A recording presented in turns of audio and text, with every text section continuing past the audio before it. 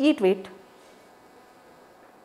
ఆవిడకి first hand experience ఉందా, వాళ్ళతో వర్క్ చేస్తుంది, ఫీల్డ్ ఎక్స్పీరియన్స్. నాకు ఇంత చెప్పిన తర్వాత ఎంత గాయపరిచింది అనేది అర్థమయ్యేలా నేను చెప్తాను చూడండి. ఒక చిన్న ఎగ్జాంపుల్. వీళ్ళు ఎంత బాగా కష్టపడతారంటే జీవితంలో వీళ్ళకి కోరికలు ఉంటాయి, కానీ సమాజం వాళ్ళని అనగొడుతుంది. ముందుగా ఒకటి ఆలోచించండి, డిఫరెంట్ లేబుల్ పిల్లల్ని వాళ్ళ పేరెంట్స్ ఎలా చూస్తారు, అక్క చెల్లెలు ఎలా చూస్తారు. ఇంకా గుర్తు బాగా సినిమాలకు వెళ్తారు కదా పేరెంట్స్ అందరూ. అప్పట్లో సినిమా అంటే అదేదో ఇంట్లో సినిమాలు వచ్చేవి కాదు, సినిమాలకు వెళ్తారు కదండి. వెళ్ళేటప్పుడు టీం అంతా బయటకు వెళ్తారు, వాళ్ళు ఒక్కళ్ళనే పక్కన వదిలేసి వెళ్తారు. ఇంట్లో చాలామంది ఆ ఫ్రెండ్స్కి వెళ్ళని జరిగేది. ఈ సమాజంలో వాళ్ళు ఇవన్నీ దాటుకుంటారండి పాపం. ఇవన్నీ ఫేస్ చేస్తారు, బయటకు వస్తారు, చదువుకుంటారు. ఏం ఆశ పెట్టుకుంటారు తెలుసా? చదివేటప్పుడు ఏం ఆశ ఉంటుంది తెలుసా? నేను కనుక ఐఏఎస్ అయితే, ఐపీఎస్ అవుతాయి, ఇంకోటి అయితే నన్ను సమాజం ఇలా చూడదు కదా, నాకు గౌరవం వస్తుంది కదా అని చదువుతారు. వాళ్ళు చదవడానికి కారణమే అది. నాకు ఈక్వాలిటీ కావాలనే కసితో లోపల ఉంటుంది వాళ్ళకి. ఎందుకంటే మిగతా విషయాల్లో వాళ్ళకి ఈక్వాలిటీ ఉండదు. అంతెందుకండి మీరు చెప్తాను, డిఫరెంట్ లేబుల్డ్ అమ్మాయిలకైనా అబ్బాయిలకైనా వివక్ష ఎంత ఉంటుందంటే, జనరల్గా మనం ఇండియన్ కల్చర్లో, ఫారిన్ కల్చర్లో ఎంత దారుణం ఉండదు. బాడీని చూసి పెళ్లి చేసుకుంటాం.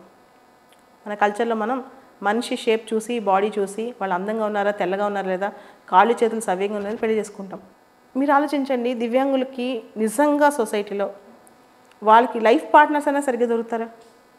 అంత మంచి ఉన్నోళ్ళు అన్ని సమాజంలో బోళ్ళంత వివక్షకు గురవుతారు. అప్పటికే వాళ్ళకి ఆత్మన్యూనత చాలా పెరిగిపోయింది. బయటికి రావాలంటే భయం, మనల్ని జడ్జ్ చేస్తారని భయం. మీరు చూడండి, రోడ్డు దాటేటప్పుడు కొంతమంది డబ్బులు లేని, అంటే స్తోమత లేని దివ్యాంగులు పాకుతుంటారు కింద, మీరు చూసి ఉంటారు. అంతకంటే మానవహేమైన ఇది పని ఏమైనా ఉంటుందా? బట్ స్టిల్ వాళ్ళకి హెల్ప్ చేసిన మనుషులు పెట్టుకోలేక రోడ్ల మీద పాకుతుంటారు కింద.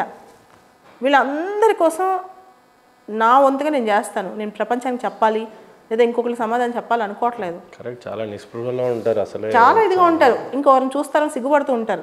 అంతెందుకండి, ఇప్పటికీ చెప్తున్నా, నేను సివిల్స్ పాస్ అయ్యాక నాకు చాలా ధైర్యం వచ్చింది. ఇప్పటికీ కూడా ఏ టీవీ ఛానల్ అయినా నాకు కాళ్ళు చూపిస్తే నాకు నచ్చదు, నాకు అసలు నచ్చదు. నన్ను మంచిగా చూపించండి, నా కాళ్ళు ఎందుకు మీరు చిత్రీకరిస్తారు, దానికి సింపతి చూపించాలనుకుంటున్నారా అనిపిస్తుంది నాకు మనసులో. నాకు వస్తుంటారు కదా, కావాలని నాకు కాళ్ళు తీస్తుంటే నాకు కోపం వస్తూ ఉంటుంది. నేను చెప్పి ఆ వీడియోస్ తీసేయండి నన్ను అరుస్తూ ఉంటాను అనమాట. నాకేమో ఒకళ్ళు ఎవరో అవార్డు ఇవ్వడానికి నీకు పెద్ద అవార్డు ఇస్తామని చెప్పి వాళ్ళు వీడియోగ్రాఫర్ని పంపించి నాకు కాళ్ళ నుంచి బాడీని తీస్తుంటే నా కాళ్ళు ఎందుకు తీస్తారు, మీకేం సంబంధం? How dare you do that? So అంటే ఇంత ఆవేశం నేను బయటికి చెప్పను ఎప్పుడు, కానీ బాధేస్తుంది, చాలా బాధేస్తుంది. అంటే నన్ను చూపించిన వాళ్ళు ఇంకోళ్ళు చూపిస్తారు. నాకేంటి, నాకు అన్నీ ఉన్నాయి. ఇప్పుడు నాకు కసితో నేను జీవితంలో జీవిస్తున్నానండి, నాకు అన్నీ ఉన్నాయి. కానీ నాలాంటి కొన్ని వందల వేల మంది నాకు తెలుసు. వాళ్ళ ఇంట్లో వాళ్ళు అనుభవించే బాధలు తెలుసా, అది దాటుకుని వెళ్ళి ఏమనుకుంటారు తెలుసా? మా చెల్లి నన్ను ఈక్వల్గా చూస్తుంది కదా, మా అన్న నన్ను ఈక్వల్ చూస్తాడు కదా, మా చుట్టాలు నన్ను ఆ రోజు అవమానించారు, వాళ్ళు ఆ రోజు ఈక్వల్గా చూస్తారు కదా చదువుతాడు. ఒక అబ్బాయి అమ్మాయి చదువుకుంటారు, దాన్ని వీళ్ళు క్వశ్చన్ చేస్తారు. వీళ్ళంటే ఏమన్నారు నేను అది కూడా చెప్తాను. చాలామంది డిబేట్ని రాంగ్గా తీసుకెళ్తున్నారు. బాలలత మేడంకి కోటా సిస్టమా లేదా కోటా వద్దని క్వశ్చన్. చాలామంది కూడా ఏమంటున్నారంటే బాలలత గారు, స్మితా సబర్వాల్ చేసినటువంటి ట్వీట్లో టోటల్ యూపీఎస్లో 22 or 24 కోటాస్ ఉంటాయి అనుకుంటా. అందులో మేజర్గా ఐఏఎస్, ఐపీఎస్, ఐఆర్ఎస్, ఐఎఫ్ఎస్ లాంటి నుండి కాకుండా మిగతా ఏ సర్వీసెస్లోకైనా వీళ్ళకి అవకాశం చెప్పారు. ఆ భాషలు ఇవే కదండి ఇంపార్టెంట్. అంది చూసారు ఇట్లా ప్రీమియర్ అని విన్నారా, చదివారా? ఇవే కదా ప్రీమియర్. మాకు సమానత్వం, డిఫరెంట్ లేబుల్ వాళ్ళకి సమానత్వం రావాలంటే వీటి నుంచి రావాలి కదా. ఇక్కడ నా ప్రశ్న ఏంటంటే, నేను ఇక్కడ కోటా గురించి మాట్లాడలేదు, అది రాంగ్, బయటికి రాంగ్గా తీసుకెళ్తున్నారు. ఇది బాలలత వర్సెస్ స్మిత కాదు, ఇది debate is all about different labelled people. ఎవరైతే సొసైటీలో చాలా డిఫరెంట్గా వాళ్ళు కాళ్ళలో, చేతిలో, కళ్ళలో, వెనుకిల్లో ఏదో ఒక లోపం, ఒక ఛాలెంజ్ ఫేస్ చేస్తున్నారో వాళ్ళని ఎయిర్లైన్స్ వాళ్ళు పైలట్గా సెలెక్ట్ చేస్తారా? ఎవరన్నా అపాయింట్మెంట్ ఇస్తారా ఎయిర్లైన్స్ వాళ్ళు? ఫస్ట్ క్వశ్చన్ ఆవిడ అడిగింది. సెకండ్ క్వశ్చన్, ఒక డిఫరెంట్ లేబుల్ డాక్టర్ సర్జరీ చేస్తే నువ్వు ట్రస్ట్ చేస్తావా? నువ్వు ఆ డాక్టర్ని నమ్ముతావా? అలాంటప్పుడు ప్రీమియర్ సర్వీస్లైన ఐఏఎస్, ఐపీఎస్, ఇండియన్ ఫారెస్ట్ సర్వీస్లో వీళ్ళు ఎందుకు అని అడిగారు ఆవిడ. నేనంటాను, ఫస్ట్ క్వశ్చన్, తను ఒక గవర్నమెంట్లో ఉన్న అధికారి. మీరు గవర్నమెంట్లో లేరు, నేను అసలు గవర్నమెంట్లో రిజైన్ చేశాను, నేను లేము.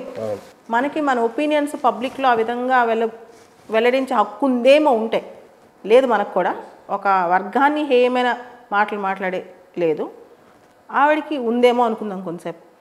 మనకైతే ఉందేమో, ఆవిడకైతే యాజ్ ఎ గవర్నమెంట్ ఆఫీసర్ ఆవిడకి లేదు. First thing.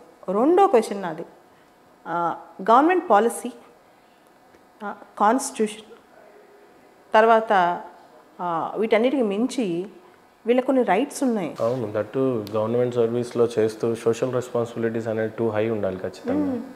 కాన్స్టిట్యూషన్ ఏం చెప్తుందంటే ఇండియా అనేది ఇంక్లూజివ్ సొసైటీ, డైవర్సిఫైడ్ సొసైటీ. అందరికీ దేశంలో హక్కులు ఉంటాయి, అందరికీ దేశంలో ఉద్యోగాలు చేసే అవకాశాలు ఉంటాయి. అది జడ్జ్ చేయాల్సింది ఎవరు? జడ్జ్ చేయాల్సింది డిఓపిఎన్టీ అని ఒక మినిస్ట్రీ ఉంది, department of personal and training. Parliament ఉంది చట్టాలు చేయడానికి దీని మీద, ఇలాంటి అంశాల మీద.